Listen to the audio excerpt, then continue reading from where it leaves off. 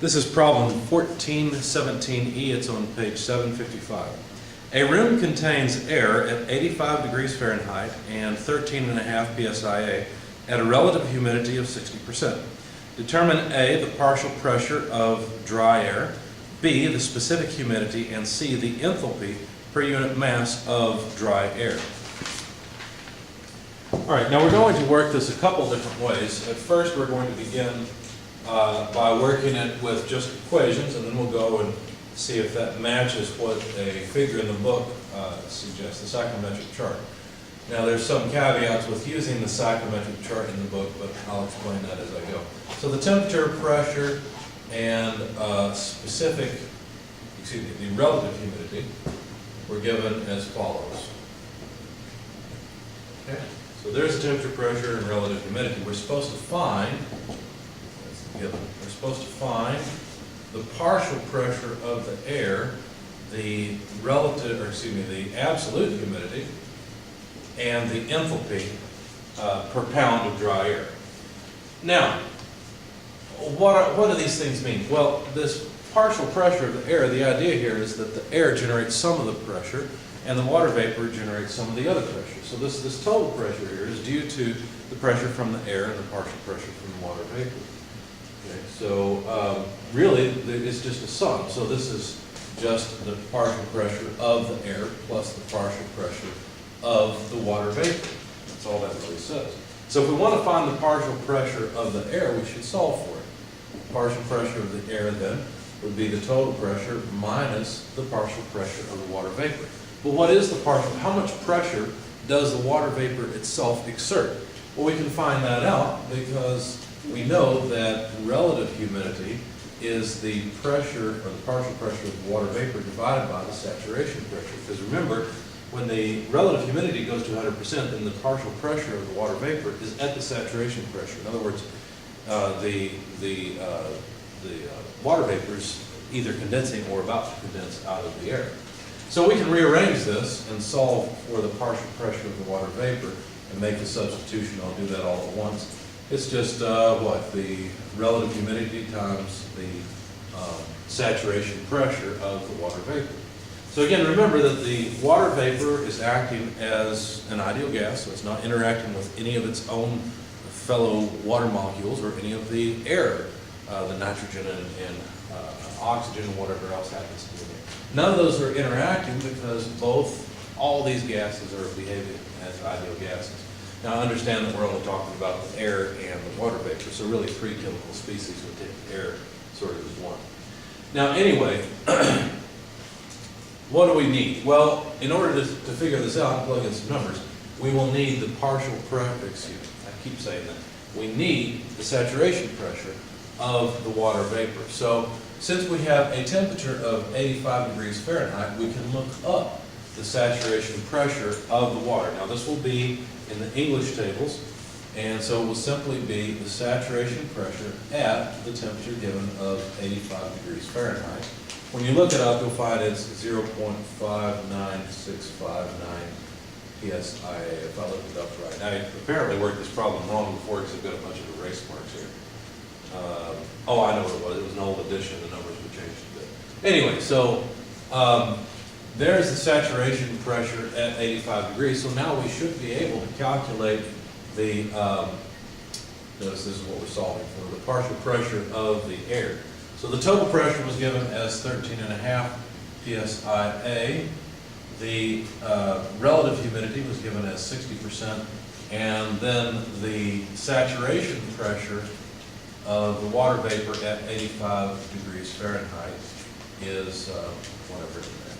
When you plug all of this into your calculator, what you'll find is that the air is exerting a pressure of about 13.14 psia. It's not really a surprise that the air is exerting most of the pressure. That's not a surprise because, and I'm sorry, I've got a plus sign here, it should be minus. It's not a surprise because there's so much more air than there is water. So there's a lot more molecules of oxygen and nitrogen bouncing off whatever pressure since we might have. In other words, generating most of the pressure in the system. Now, that was part A. Part B asks for the absolute humidity. Probably the easiest way to get the absolute humidity is from the relative humidity, since we already have it. And so here's an equation that I gave you in class for computing the absolute humidity. So 0.622, remember that comes from the ratio of the gas constants of the steam, essentially, the water vapor, and the air. Now, the saturation pressure of the water vapor is still the same. It's still at 85 degrees Fahrenheit, and so that's still 0.59659 psia. And the total pressure is still 13.5. Now, notice one thing. We could simply use the partial pressure of the air here, because the total pressure minus the relative humidity times the saturation pressure of the water vapor, really that's just the partial pressure of the air. So we could simply plug in 13.14 psia if we wanted to, and that would work. You should try that if you're just sort of following along. What I did in my solution is I went ahead and plugged in 13.5 psia minus 60% of the saturation pressure again. I didn't have to, but that's what I did. Okay, so the psia go away. And what do we have? Well, we have something that's dimensionless, which is what it should be, because this is kilograms per kilogram. Really, it's kilograms of water vapor per kilogram of dry air, but a lot of times we won't write it. So this is about 0.0169 kilograms of vapor over kilograms of dry air. Part C, we want to calculate or find the enthalpy. Well, the enthalpy, the specific enthalpy, we always take it on a basis of per unit dry air, right? Per pound of dry air in this case. So this will be BTUs per pound, but it's BTUs per pound of just the dry air. So we can take just the specific enthalpy of the air. That's easy, right? That's part of it. In fact, that'll probably be most of the enthalpy right there, because most of this mixture is air. But we need to add in the enthalpy of the water vapor. We can't just write Hg. That doesn't work. There's two problems here. First of all, the enthalpy here is at saturation. We're not at saturation. We're at 60% of saturation. And so we need something to take care of the fact that this is at saturation and it's per unit mass of water vapor, not of the air. If you multiply by the absolute humidity as we derived in class, that takes care of both problems. Now, another way to do this, another thing we can do here, is approximate the enthalpy of the air as the heat capacity of the air multiplied by the temperature. So now, we've got two pieces to this equation. This piece, CPT, takes into account, or it gives us a number for the enthalpy that the air represents, or has in it, if you will. And this term represents the enthalpy that the water vapor has. So it's simple. So the heat capacity of air is about 0.24 BTUs per pound mass per degree Fahrenheit. And we're at 85 degrees Fahrenheit. Now you have to be careful. You have to know what basis is chosen here. If you look up the equation given in the text, they used degrees Fahrenheit just because it was most convenient. So then the water vapor, we've got the specific humidity, or the absolute humidity, 0.0169 is the number there. And then the enthalpy, you have to look up the enthalpy the same place you found the saturation pressure. So Hg, if you look it up in the saturation tables, is 1,098.3 BTUs per pound mass. So we plug that in, 1,098.3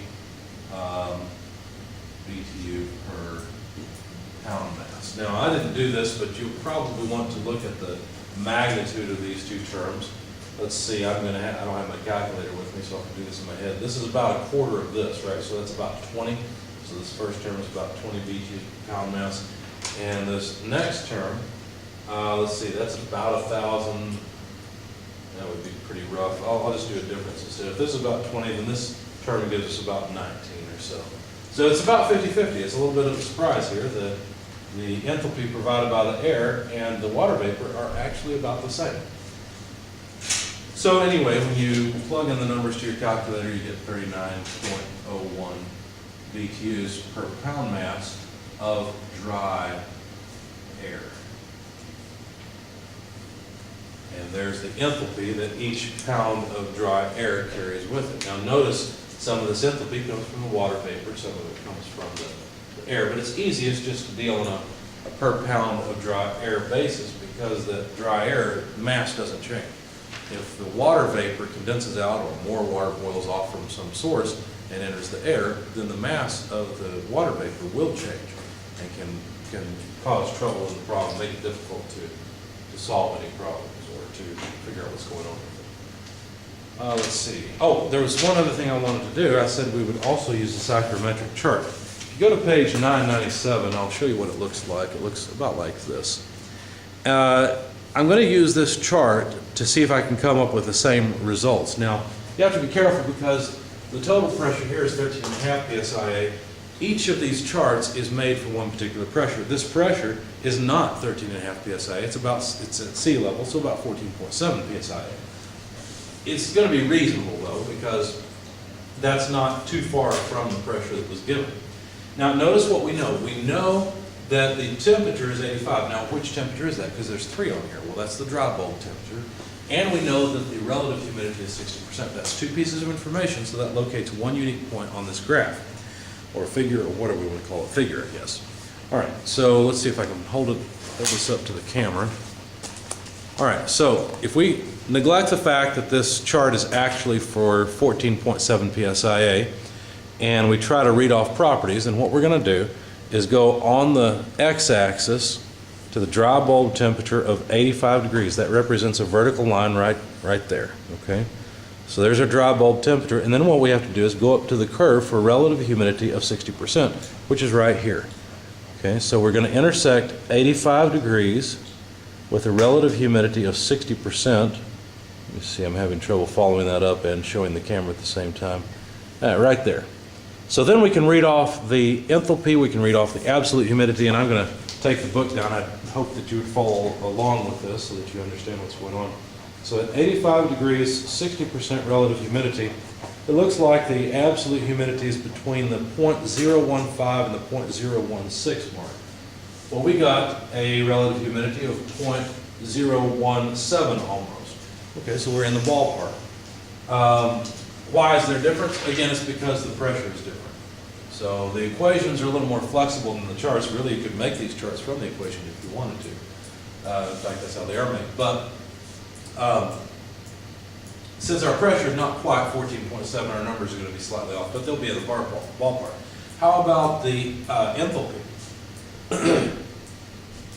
Well, the enthalpy can be found pretty easily. Let's see, at 60% relative humidity, 85 degrees Fahrenheit, all we have to do is go to the lines of constant enthalpy. I'll show you again where they are. So over here are the lines of here, I guess you call this the enthalpy scale here. Anyway, the lines running this way, you can see the dark lines here. Those are lines of constant enthalpy. So all we have to do is find that point again.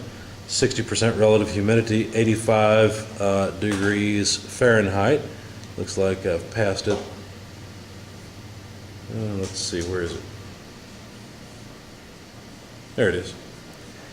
Okay, so from here, just go parallel to one of the dark lines and read off the enthalpy. Okay, so the enthalpy, when I do that, from a place again, notice that the dotted lines are actually not lines of constant enthalpy, but they're fairly close. They're almost parallel to the lines of constant enthalpy. They're actually lines of constant wet bulb temperature. So it looks like we're about halfway between the two black lines, the two dark solid lines. And so it looks like we're about halfway between 35 and 40, so about 37.5 BTUs per pound mass, which again agrees fairly well with the number we got. The reason, of course, is that the reason for the difference is, of course, that we're not actually at 14.7, we're at 13.5 psi. So that completes that problem.